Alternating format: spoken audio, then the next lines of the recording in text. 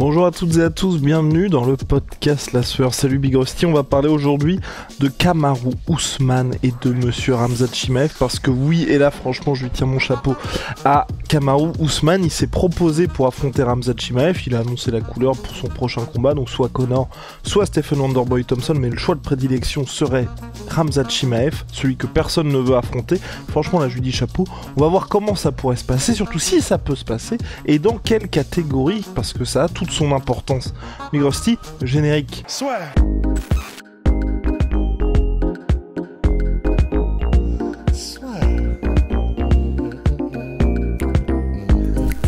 Paris sur le MMA avec une Unibet. Quelle sera l'issue du combat? Une soumission? Un KO? Paris sur les meilleures cotes avec une Unibet. Kamaru Usman, là ça y est, le déclin semble être présent, il y a beaucoup de gens sur internet qui commencent à dire, il y a quelques mois de ça, numéro 1 pound for pound, en route pour être le plus grand welterweight de tous les temps, on commençait à gentiment pousser sur le texte notre cher Georges Saint-Pierre, et là maintenant 2 défaites consécutives pour Kamaru Usman, on commence à dire oui il est trop vieux, mais Kamaru Usman qui est prêt à affronter Khamzat Chimaev. Déjà franchement, moi j'aime beaucoup cette attitude-là parce que, honnêtement, c'est le combat le plus difficile pour lui. S'il perd ses 3 défaites consécutives, et là, clairement, tu parles de vrai déclin, et pour remonter la pente, c'est extrêmement compliqué parce que, à son âge, 35 piges, entamer un run de 5 victoires consécutives pour regoûter à la ceinture, ça paraîtrait impossible, mais ça fait vraiment, là, je joue tapis sur ce combat-là, et j'aime beaucoup parce qu'en cas de victoire, directement, il serait replacé. Je suis chaud aussi, mais je suis pas forcément aussi optimiste sur le fait qu'il soit vraiment, véritablement chaud et que c'est pas juste un peu une opération de com en vrai. Parce qu'effectivement, il aurait quand même beaucoup à perdre, même si Khamzat, là, il s'est quand même imposé un peu dans la division middleweight. Il a quand même battu des noms qui sont en tout cas connus des fans et qui sont légitimes comme Gilbert Burns. Mais effectivement, je vois mal quel intérêt il y aurait à faire ça, Kamaru Usman, et le move en middleweight en plus serait intéressant parce que Dana White a dit qu'il n'était pas du tout intéressé si jamais c'était un catchweight, donc en gros un truc entre 2 catégories un peu bizarre, et on le comprend, c'est vrai que les catchweights c'est relou, ça n'a aucun sens, ça veut rien dire, et donc on serait d'accord. En plus pour le coup ça rajoute une inconnue. Kamaru Usman en middleweight c'est vraiment intéressant, il a toujours été gros chez les welterweight, il est pas grand, et c'est pas tu sens que c'est pas Romero, parce que bon, effectivement, ils sont tous les deux ultra tankés, mais quand tu vois que, en welterweight, t'as Kamaru Usman, et en middleweight, t'as Romero, t'as l'impression que c'est pas les mêmes humains si tu les mets côte à côte, quoi.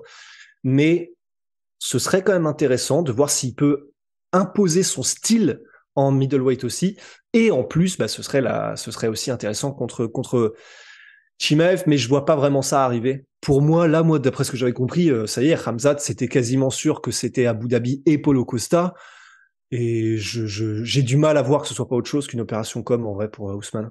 Wonderboy, il y aurait plus de sens pour moi. Ah bah d'accord. Pour moi, Wonderboy, ça avait du sens avant que Wonderboy baisse un petit peu de rythme. Comme aujourd'hui, où on pouvait vraiment se poser la question du fameux footwork, les déplacements de Wonderboy, ce que ça aurait donné face à Kamaru Usman. Mais aujourd'hui, après ce qu'on a vu, que c'était quoi, il y a eu Belal Muhammad qui lui a fait ça, il y a Gilbert Burns aussi qui a fait ça à Wonderboy. Je pense aujourd'hui que si on a un Kamaru Usman qui revient à sa lutte uniquement, je pense à mon avis qu'il s'imposerait contre Wonderboy, et il y a moins ce côté gros point d'interrogation aujourd'hui. Moi, en fait, Kamaru Usman, Khamzat Chimaev, ça m'a toujours intrigué, et c'est un combat au moment où Kamaru était champion, tout le monde se posait la question. Aujourd'hui, là où moi j'ai un petit peu peur pour Kamaru Usman, c'est si c'est en middleweight, j'ai très peur en termes de différence de poids, et puis surtout que là on a vraiment l'impression qu'on a un Khamzat qui est ce serait pas précipité, contrairement à Kamaru Usman, de faire cette montée là. Et 2 aussi, moi ce qui m'inquiète un petit peu, c'est que là où il y avait le point d'interrogation avant la défaite contre Leon Edwards, c'est que Kamaru Usman, on le voyait quand il voulait mettre les gars au sol, quand il voulait utiliser sa lutte, il l'utilisait, y compris lors du 2e combat contre Leon Edwards, juste avant qu'il se fasse mettre KO. Depuis le KO, et on sait pas si c'est uniquement face à Leon Edwards, mais on a bien vu qu'il y avait plus le même succès en termes de lutte, certes. Immense respect à Leon Edwards, mais aussi de Kamaru Usman qui était un peu plus emprunté que d'habitude. Et ça, moi, ça m'inquiète dans l'optique d'un combat contre Khamzat Chimaev, où si tu enlèves ça du côté de Kamaru Usman, ça peut être un petit peu compliqué pour lui. Et c'est là où, moi, s'il y a ce combat-là, j'ai envie de le voir, mais en welterweight. Parce qu'en middleweight, je pense que ce serait trop... Enfin, le désavantage physique qu'aurait Kamaru Usman, je pense qu'il serait... il serait vaillant, mais ce serait de trop. En fait, ça dépend vraiment de où est-ce qu'est Kamaru Usman en réalité, parce que c'est vrai que là, on l'a simplement vu perdre 2 fois contre Leon Edwards. Généralement, donc, si on suit l'histoire et les combattants qu'on connaît et tout ce qu'on a pu suivre depuis qu'on suit le sport là, ça ressemble effectivement beaucoup au début d'un déclin. C'est très rare quand même d'avoir le champion qui perd sa ceinture, qui perd une 2e fois, donc qui confirme que en tout cas celui qui lui prend la ceinture est meilleur, et ensuite qui revient et qui tape des gros runs. Là, franchement, à l'UFC, est-ce qu'on a un exemple? Je ne crois même pas. Parce que tu vois, tous ceux auxquels on pense, à qui c'est arrivé, bah là, je pense à BJ Penn, je sais pas pourquoi, mais quand il y a eu Frankie Edgar, bon, bah, ça avait été le début du déclin, mais il y a pas mal d'autres exemples.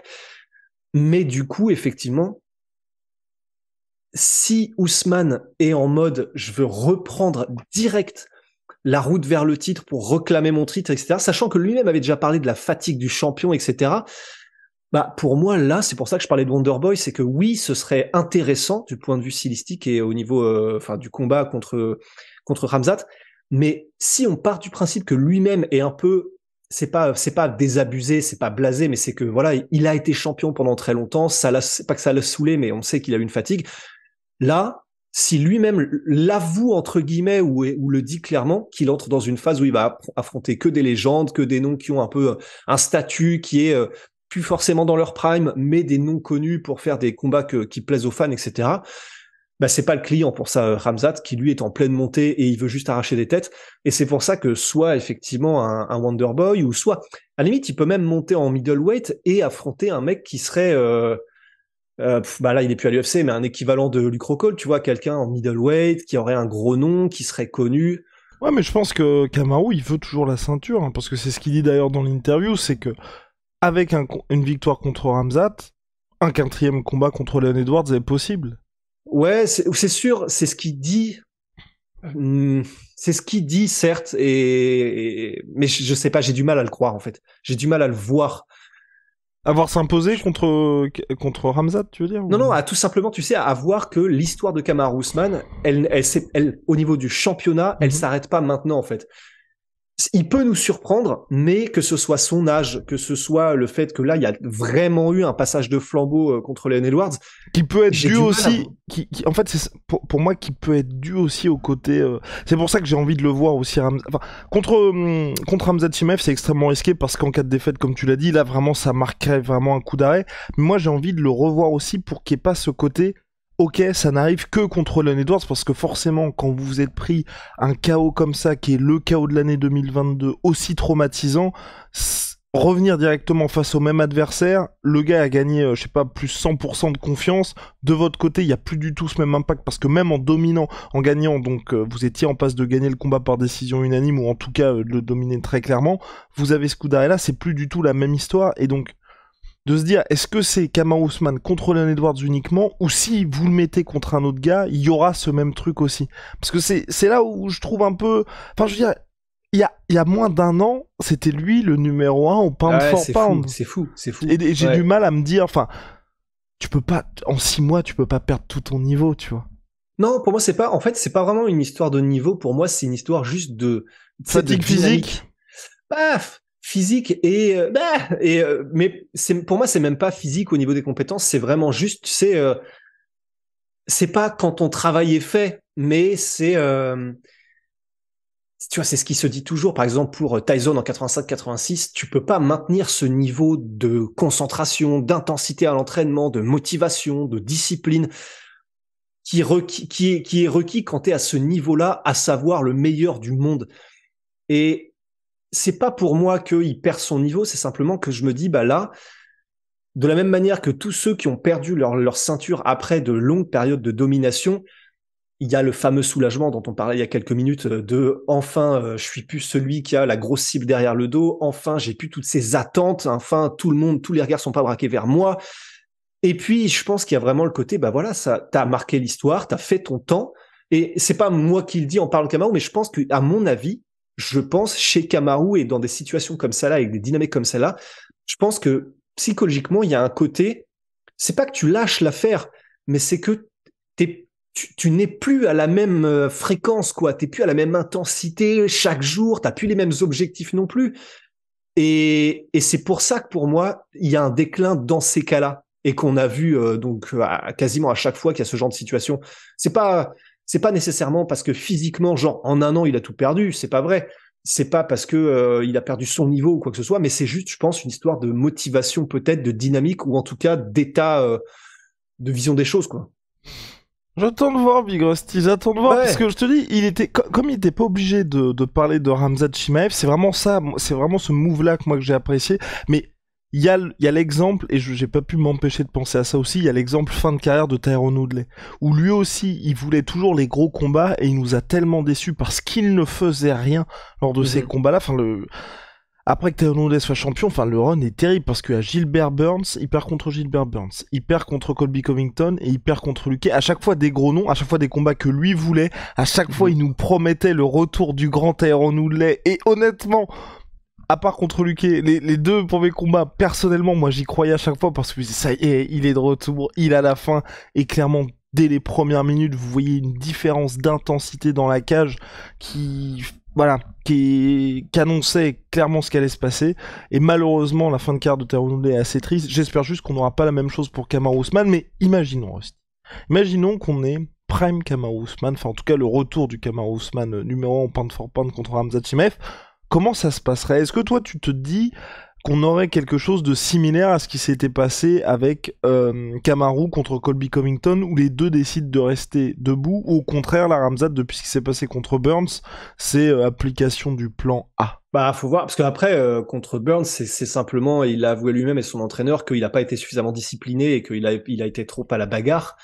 Mais je sais pas, honnêtement, je sais vraiment pas. C'est vraiment une bonne question, mais c'est juste que pour moi, j'ai beaucoup de mal à l'imaginer. C'est-à-dire que, de toute façon, tous les combattants, tu vois, je pensais à Junior Dos Santos qui continue. En fait, c'est des compétiteurs dans l'âme. Et surtout ceux qui sont d'anciens champions. C'est dans leur sang, quoi. Ils sont pas devenus champions pour rien.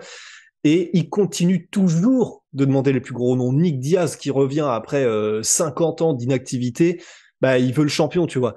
Et donc, c'est simplement qu'ils sont câblés de cette manière.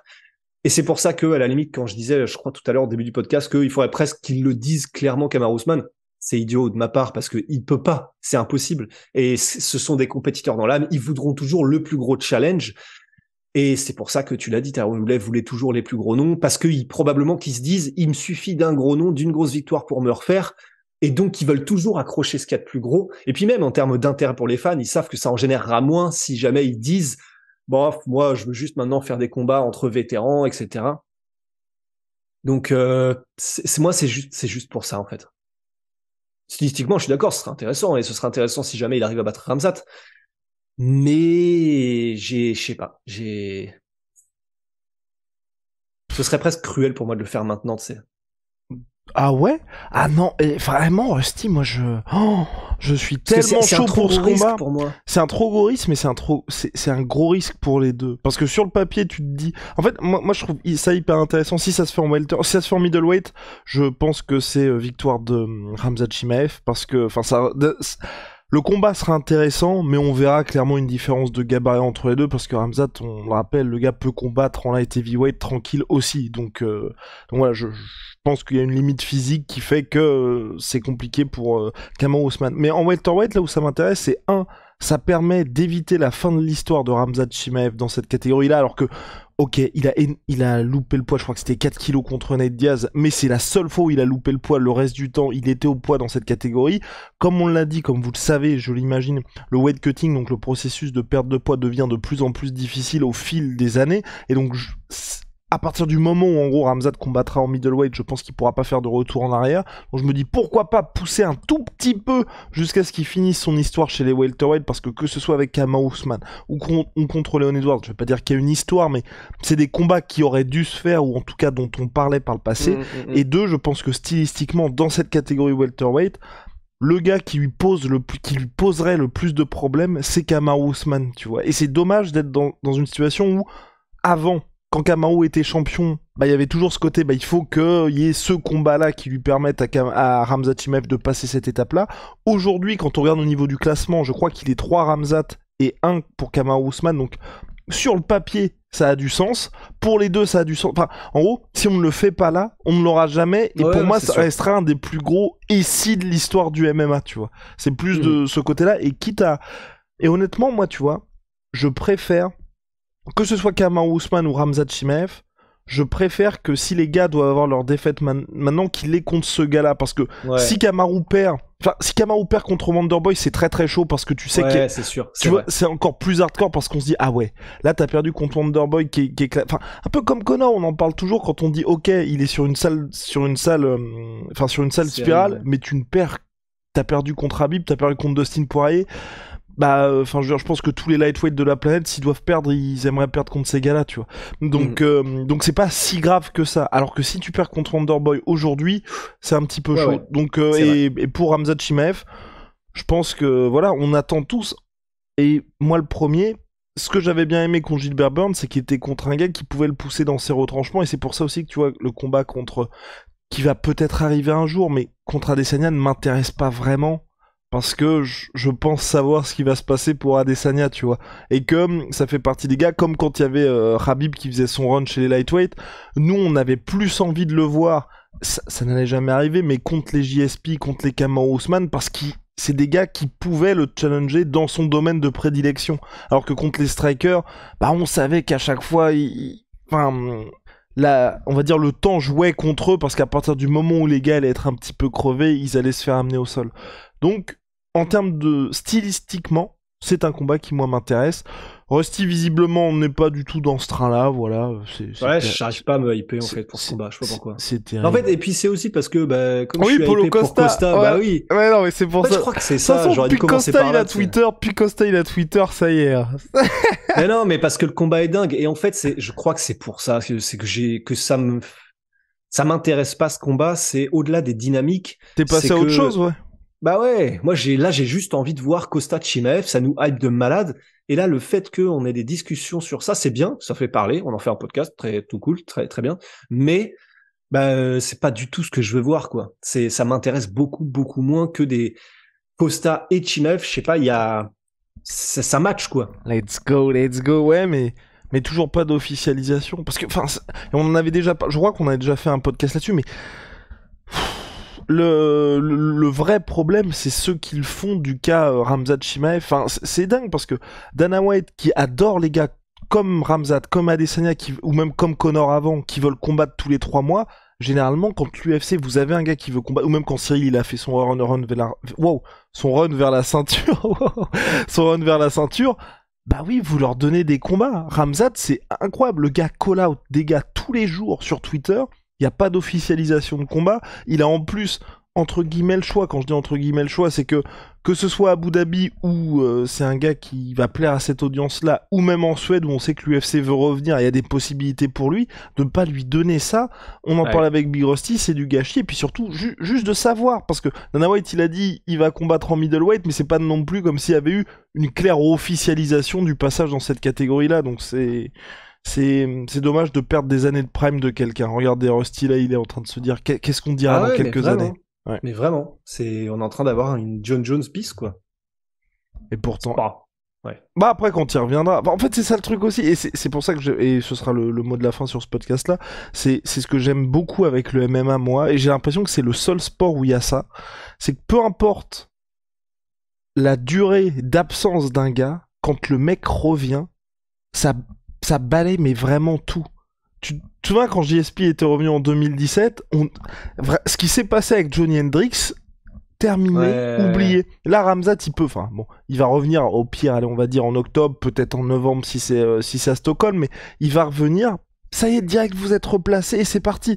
Quand il y a John Jones qui revient, qui bat Cyril, on oublie complètement ce qui s'est... Même Dana White, il est en mode, ça y est, c'est le GOAT, on va faire le combat contre Stipe Miocic. Enfin, t'as l'impression que vraiment tout le monde est embarqué dans le... Enfin, tout le monde redevient fan. Donc, C'est le cas, mais c'est juste que ce sera parce que c'est récent et parce qu'on est dans le truc, mais quand on regardera ça froidement, on se dira putain, mais quand même, de la même manière que quand on revoit, on est content quand il revient, Connor, mais on sait qu'on a gâché ses meilleures années, enfin pas on est pour rien, mais qu'il y a eu ses meilleures années de gâcher, et là, bah, quand on le reverra froidement plus tard, on se rendra compte que c'était un peu le cas aussi avec Ramzat, quoi, et c'est dommage. C'est dommage, Big Ross. Il y a les chats, I'm sweet pea, my sweet protein, moins 30% sur tous mes protéines avec le code la sueur. See ya.